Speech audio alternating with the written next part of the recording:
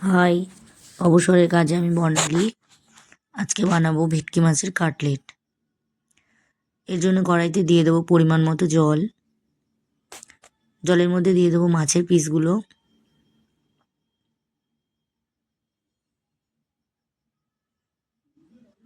দু কোয়া রসুন, পরিমাণ মতো নুন। এবার ঢাকনা বন্ধ করে 10 মিনিট মাছটা সেদ্ধ করে নেব। 10 মিনিট পর মাছ সেদ্ধ হয়ে গেছে। এখন আমি এটাকে একটা জায়গায় তুলে রাখবো। ঠান্ডা হয়ে গেলে ছাড়িয়ে নেব কাঁটাগুলো। এরপর কড়াইতে দিয়ে দেবো অল্প একটু তেল। তেলের মধ্যে বাদামগুলো ভেজে নেব। এখন নিয়েছি ছাড়ানো মাছ, পেঁয়াজ কুচি, আদা বাটা, রসুন বাটা, কাঁচা লঙ্কা কুচি, ধনেপাতা কুচি, শুকনো খোলায় ভেজে গুঁড়ো করে রাখা গরম মশলা, আলু সেদ্ধ। এখন বাটির মধ্যে দিয়ে দেবো মাছ, আলু, পেঁয়াজ কুচি, আদা বাটা, রসুন বাটা, কাঁচা লঙ্কা কুচি, ধনেপাতা কুচি, গরম মশলার গুঁড়ো, লঙ্কা গুঁড়ো, মিট মশলা, গোলমরিচের গুঁড়ো, বাদাম,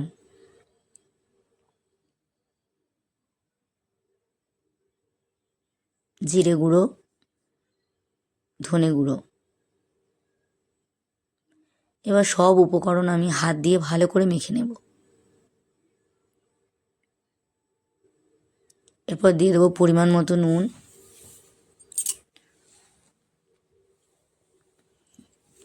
সব শেষে দিয়ে দেবো সর্ষের তেল।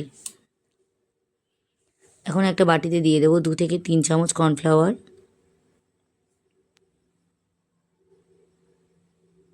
পরিমাণ মতো নুন। এবার অল্প অল্প করে জল দিয়ে একটা পাতলা ব্যাটার বানিয়ে নেব। এরপর দিয়ে দেবো একটা ডিম ব্যাটারের মধ্যে। এখন ব্যাটারটা তৈরি হয়ে গেছে।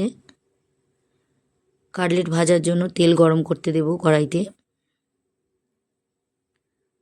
অল্প অল্প করে মিশ্রণটা নেব আর হাতের সাহায্যে একটা করে কাটলেটের শেপ দিয়ে নেব, চৌকো শেপ। একই প্রসেসে সব কাটলেটগুলো বানিয়ে নেব।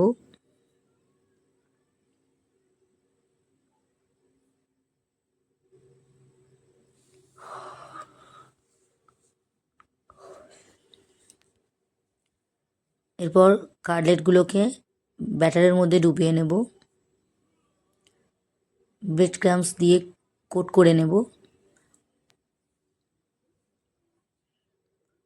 আবারও একবার কর্নফ্লাওয়ারের ব্যাটারে ডুবিয়ে নেব। আবার একইভাবে ব্রেড ক্রাম্বসে কোট করে নেব।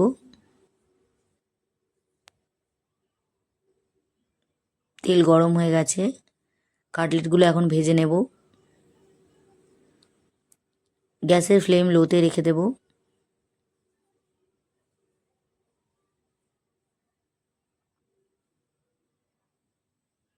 এক পিঠ ভাজা হয়ে গেছে, কালার এসে গেছে।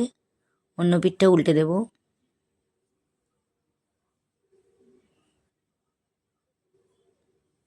যখন গোল্ডেন ব্রাউন হয়ে যাবে কাটলেটগুলো তুলে নেব।